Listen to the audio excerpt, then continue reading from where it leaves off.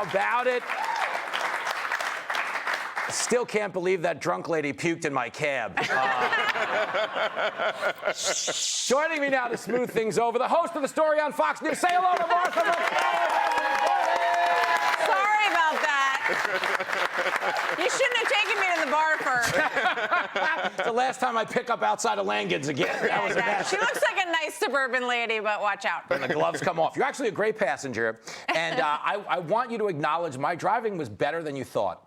It was excellent. It was good, right? No, I've been telling everyone, I'm like, have you done the cab thing with Jimmy yet? Because it is so much fun. Not only that, I wanted to bring the cab home. She did want to bring it home. Yeah. But let's acknowledge how it started, okay? They wired her up for sound. She looked at me, looked at the car. She's like, how long is this interview approximately?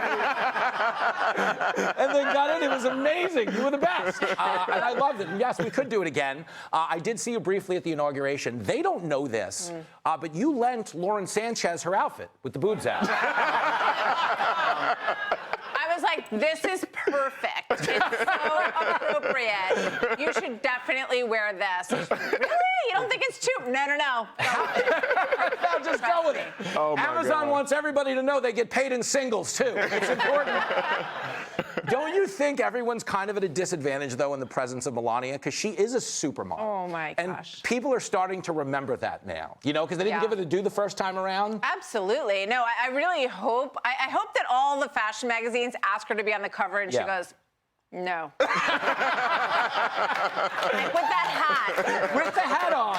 And she actually says it without an accent somehow. Nope, not doing it. Yeah. I love that one so much. And one thing you'd have to acknowledge, we were talking about this earlier, though, is we knew the pace was going to change. Okay, we knew it was going to pick up from Trump to Biden. But does Trump know he gets 4 whole years? like this dude, it's a shock. Do you remember when you were a kid, you got 10 CDs for a penny in the mail? Right. So you just box and everything was there. Yes. And you don't know what to play. Okay, Right. that's what we're doing right now. We have 10 CDs. It's crazy. Yeah, no, it's very true. And you couldn't find, like, the last 2 or 3. You're like, I really don't like any of those CDs, but I guess I have to get them anyway. So no, I'm officially the youngest person on this panel then. 'Cause I don't remember that. I don't remember that at all.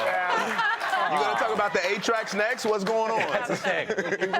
We dated ourselves a little bit, did we not? But the physical contrast between him and Biden is startling. Incredible. Like incredible. you see now how we knew how full of it they were. People who covered Biden every day. Of course. Okay, but when you see it now, like what he is doing, I mean, the guy is up. Like I mean, the first day, he went from like 4:30 in the morning to like 11:30 at night. Dude, Donald Trump's the only man in history to give an inaugural address and then walk to the side room and give a second one. That was longer. That was longer. He's like, I still got a little more on my chest. But I love the nature of that second thing. It was really like he thought nobody was listening. He's like, now I can tell you what I really think. Those people were kind of stiff in there. But and I'm like, do you not see all the cameras? Here's a go. Part of the reason the other crowd was stiff, though, is like that was a friar's roast, that inaugural address. Yeah. He's like, the country sucks because of you-know-who. Like, now we know why Michelle didn't go. Hopefully she's like, I'm not signing up for this. Right, exactly. Do you give me some bets, okay, on early predictions for the Trump administration? Does he rebook the pastor from the National Cathedral? I'm going to go with no.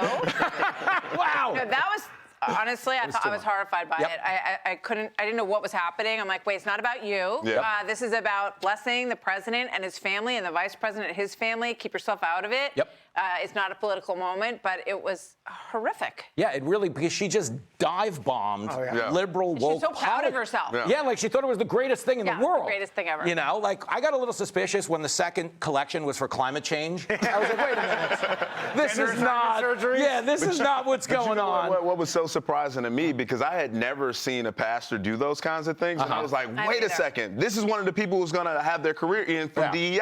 Yeah, right. I don't know what the answer is, but you would have to admit, like, she's got to be 3/4 of the way to a contributorship at MSNBC. You know? I mean, she kind of has that Rachel Maddow look a little bit going on, minus the glasses. And Rachel's only doing one night a week after the first. Isn't that great? She's back for 5 days for the Trump administration. But during the Biden administration, she only worked 1 day a week like Biden. She did the old, you know.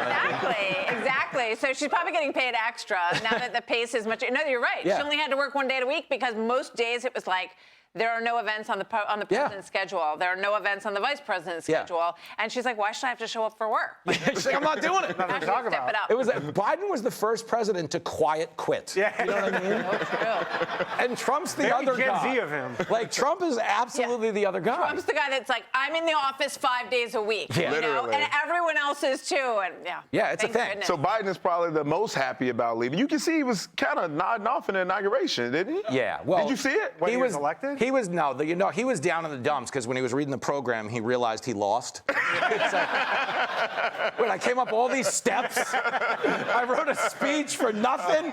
Give me this, Martha. Jimmy. Because it was so hectic and crazy in terms of a news cycle. Something we have all talked about socially for 50 years is JFK. Yeah. And he just announced he's declassifying JFK. It's not even a top 3 story right now. No. Isn't that crazy? I know.